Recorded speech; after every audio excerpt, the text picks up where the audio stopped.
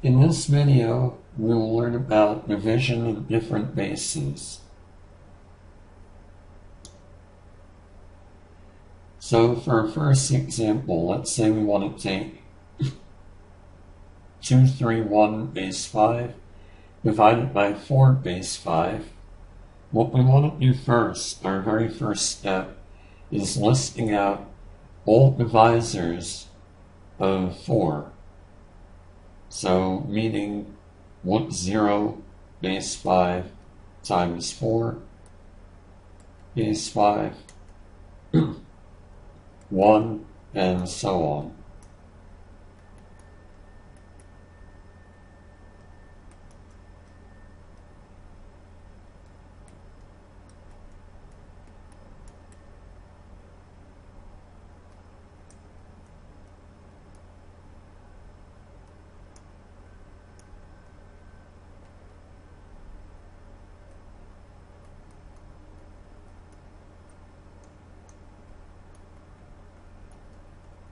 Okay, so remember, for each of these, we really want to know what it is in base 5.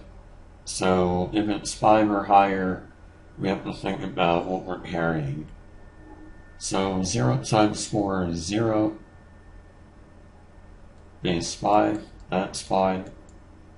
1 times 4 is 4. Base 5, that's fine.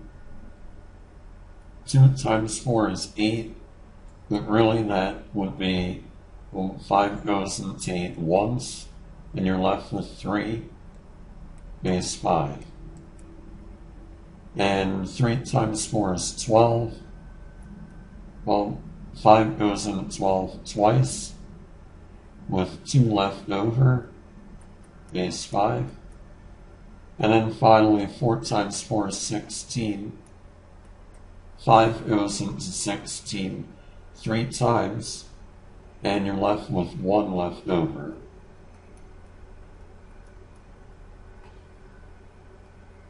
So, realistically, these guys aren't important now.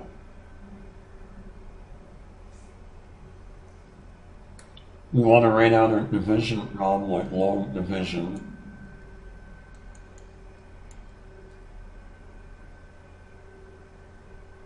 And give yourself a little bit of space. Okay, and the way this works is we want to look at the closest number over here without going over this. So the closest number on our list is 2, 2. So that's what I'm going to write here. However, what made that happen? What times 4? 3 times 4. So I put a 3 up there. That's how many times 4 goes into 2, 2. So, just like in our system, we subtract, we're left with 1. It's good to keep in mind, what are we subtracting in? It's in base 5. This isn't relevant yet, but it might be. We drop a 1 down. And again, we look on our list.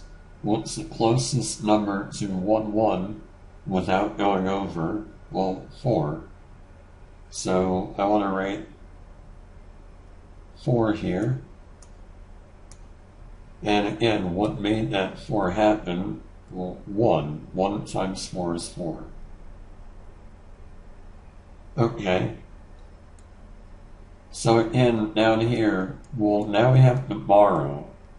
How do we borrow, though? I'm not going to add 10. That's not right because our base is 5. So what we need to do is we borrow 1 from here. We're left with 0. And add our base. You always borrow your base. So we get 6. And now we do the subtraction, we're left with 2. And then that's the end of the problem, because this is our remainder. So our actual answer is going to end up being 3, 1, base 5, remainder 2 base 5.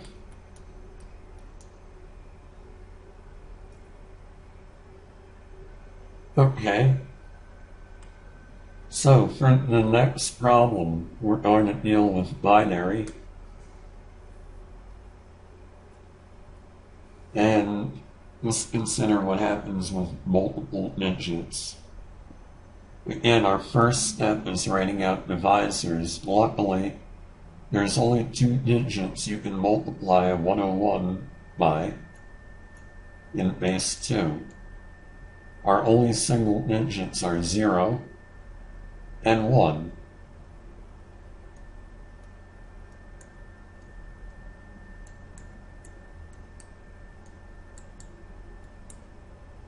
Well, so then we get 0 times 101. Again, if it's 2 or higher, then we need to think about it. But for this, 0 times 101 is 0, so that's fine. 1 times 101, just on the side, note that from our multiplication problems, this ends up being the exact same as what we would expect. 1 times 1 is 1, we don't carry. 0 times 1 is 0, we don't carry. And 1 times 1 is 1, we still don't carry. So our answer is exactly what we think it is. Okay, so now we want to do division.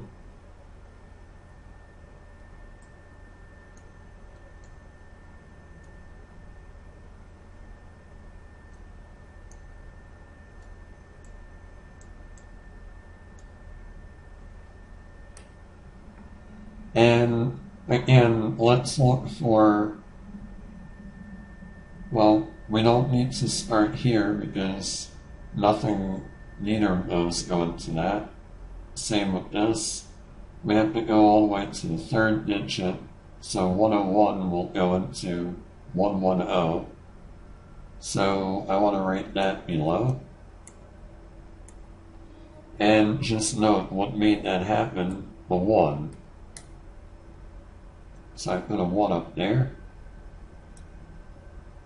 Remember, we're subtracting the base 2, so we have to borrow here. We're adding 2. We're adding our base. When we subtract, we get 1. Drop the 1 down. Well, what's the closest number to 1, 1 without going over? 0.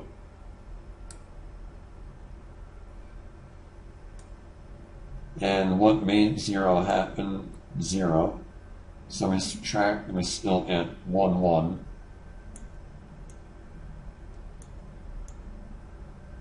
We drop the other 1 down.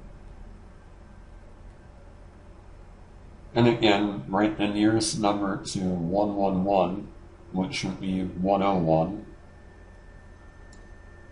You only have 2 choices. What made that happen? Well, 1.